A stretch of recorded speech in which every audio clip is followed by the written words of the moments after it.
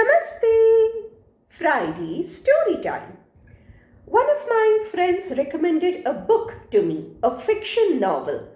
The name of the fiction novel is The Ninth Day of Creation.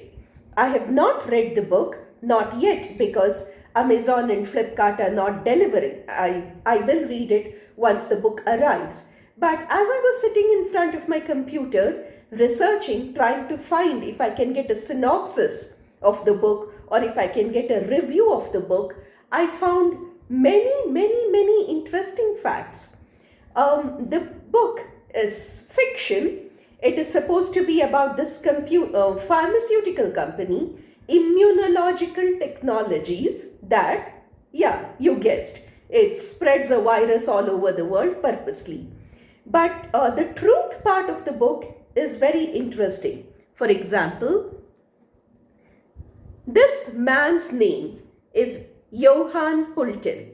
Okay, Johan Hultin is alive. He is 96 years old and very much alive. All of you have heard of the 1918 Spanish influenza, those posters and photos and all those horrific photographs of the 1918 Spanish influenza are circulating all over WhatsApp. So this man studied microbiology, virology and pathology way back, and he is a doctorate from a very big Ivy League university.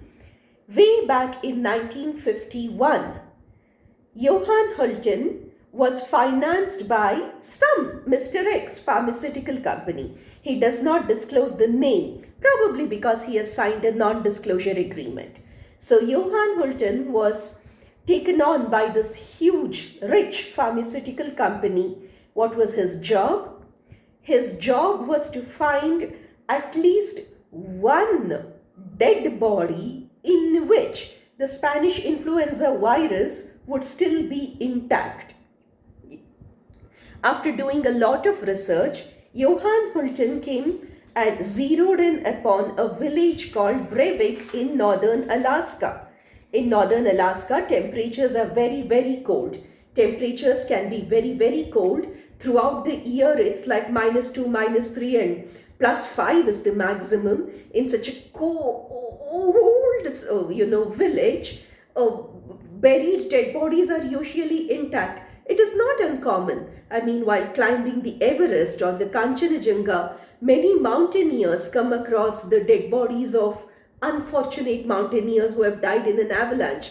Their dead bodies, nothing has happened. It's like they have died half an hour ago, or it's like they are still sleeping. The temperatures are so cold that the dead bodies, they don't rot, they don't decay, nothing happens to them. This small village in northern Alaska is called Brevik.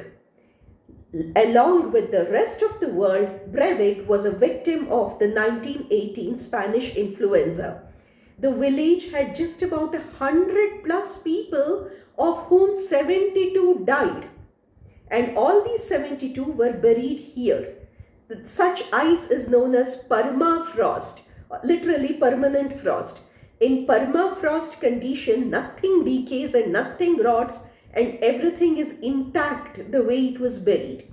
So the pharmaceutical company spent thousands and thousands of dollars arranging for Johan Hultin to go to this isolated, desolate village in Alaska. What was the aim? The mission was to find at least one dead body with the virus intact. In Hindi, गड़े मुर्दे उखाड़ना is a saying. Hindi में बात करते समय we say गड़े मुर्दे उखाड़ना, digging up dead bodies out of the graveyard. This is actually गड़े मुर्दे उखाड़ना, digging up dead bodies out of the graveyard. So he went there, he dug up the dead bodies and they were all intact. He claims that although the dead bodies were intact, he could not extract or isolate the Spanish influenza virus. That is what Johan Hultin claims even to this day, that in 1951, although he found the village and found the dead bodies and the dead bodies were intact, the virus could not be isolated. Once again, in 1997, another very intelligent virologist, pathologist called Jeffrey Taubenberger decided to go back to the same village and invited Johann Hultin to come with him. So they both went back. They both went back to northern Alaska, Breivik, once again in search of dead bodies. And where does this Jeffrey Taubenberger work? He works for the Armed Forces Institute of Pathology. Did you know this? The US Army has its own advanced states of the state of the state of the state of the art virus research laboratory. I mean, I completely understand an army having its own hospitals and its own medical centers. Have you ever actually heard of an army having its own well-funded, fantastic virus research laboratory? The US Army has it. It's called Armed Forces Institute of Pathology, and Jeffrey Taubenberger works there, and he and Johann Hultin went back to Breivik, northern Alaska in 1997 to once again dig out all the dead bodies to see if any Spanish influenza virus can still be extracted with the latest technologies. Now, they claimed that despite the second thing, only some viruses were found and some viruses were not found, and the sequence was complete or incomplete or half complete or three-quarter complete or whatever. But think of it for a minute. I mean, as I was studying about this Armed Forces Institute of Pathology, did you know that pharmaceutical companies are sponsoring US naval bases to deliver dead bodies of dolphins and whales and octopuses that have died of rare diseases? Any dolphin or octopus or any jellyfish that has a suspicious death ends up in the research lab of a pharmaceutical company. Pharmaceutical companies are spending millions of dollars searching for viruses, just like Angelina Jolie in Raiders of the Lost Ark, or just like Indiana Jones, just like, what's his name? Tom Cruise in Mission Impossible 3. These are not movies. I mean, Johann Hultin is just one example. He is just one example of a man who was sponsored and sent off to find a virus that wiped out thousands.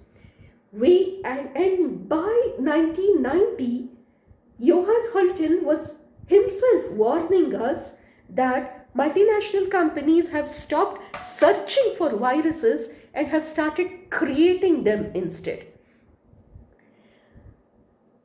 I really want to read the book, The Ninth Day of Creation. As soon as it comes, I'll read it. But this whole story of this man, Gade Murde Ukharda, going around in search of the dead body of a person who has died with a particular disease, is not a movie. It's real life. It's happened. It is still happening. And pharmaceutical companies are spending millions searching for dead bodies of humans and animals who have died of contagious diseases. It's happening. Okay? Bye-bye.